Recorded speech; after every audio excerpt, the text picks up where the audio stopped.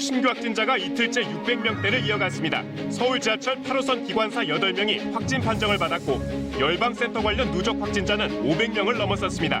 열방센터 방문자 70%가 아직 검사를 받지 않은 것으로 나타났습니다. 북극발 한파가 이어지면서 올겨울 첫 한강 결빙이 관측됐습니다. 전국 곳곳에서 계량기와 수도관 동파가 잇따랐고 농작물도 냉해를 입었습니다. 북한이 강대강 선대선 원칙으로 미국을 상대할 것이라고 밝히면서 남측엔 합의 이행을 강조했습니다. 또 핵잠수함 개발을 처음으로 공식화하는 등 핵무력 건설 강행 의지도 밝혔습니다. 미국에서는 의회 난입사태 후폭풍이 계속되고 있습니다. 민주당이 조만간 트럼프 대통령 탄핵안을 상정할 것이란 전망이 나오는 가운데 트위터는 트럼프 대통령 계정을 영구 정지했습니다.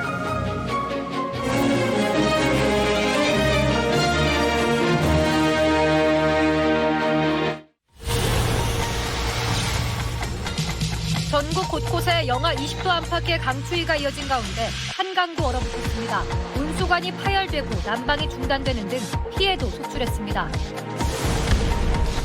코로나19 신규 확진자 수는 이틀째 600명대를 유지했습니다.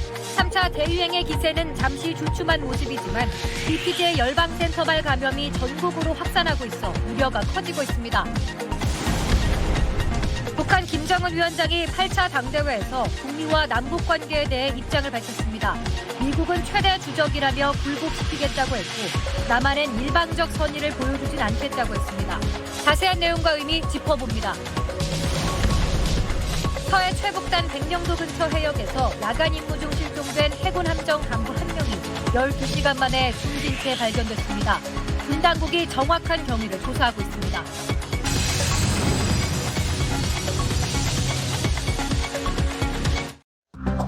오늘 서울의 아침 기온이 영하 16도까지 내려가며 2년 만에 한강에 얼어붙었습니다. 폭설과 강풍 등으로 항공기가 무더기로 결항했던 제주공항의 항공기 운항은 이틀 만에 재개됐습니다. 북극발 한파의 여파로 수도 계량기 등 동파 신고가 2,400건을 넘어서며 아파트 난방이 끊기는 등 주민들이 큰 불편을 겪고 있습니다. 숭어 수만 마리가 폐사하는 등 농수산물 피해도 잇따르고 있습니다. 집단 감염이 확산 중인 서울 동부구치소에서 수용자 12명이 추가로 확진됐는데 직전 전수검사에서 제외됐던 여성 수용자도 1명이 확진 판정을 받았습니다. 법무부의 책임론이 더 커질 것으로 보입니다.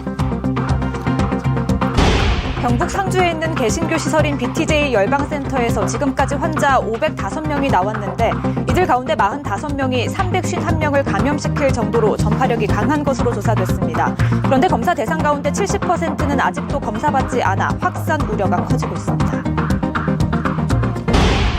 김정은 북한 국무위원장이 8차 당대회에서 미국의 대북 제재 등 적대 정책 철회를 요구하고 남측에는 남북관계 합의 이행을 촉구했습니다.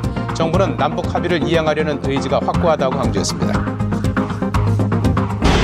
미국 민주당이 트럼프 대통령에 대한 두 번째 탄핵 소추안을 이르면 오는 11일 상정할 계획이라고 CNN 방송이 보도했습니다. 탄핵안의 초안에는 미국 정부에 대한 폭력을 선동한 혐의가 적용됐습니다.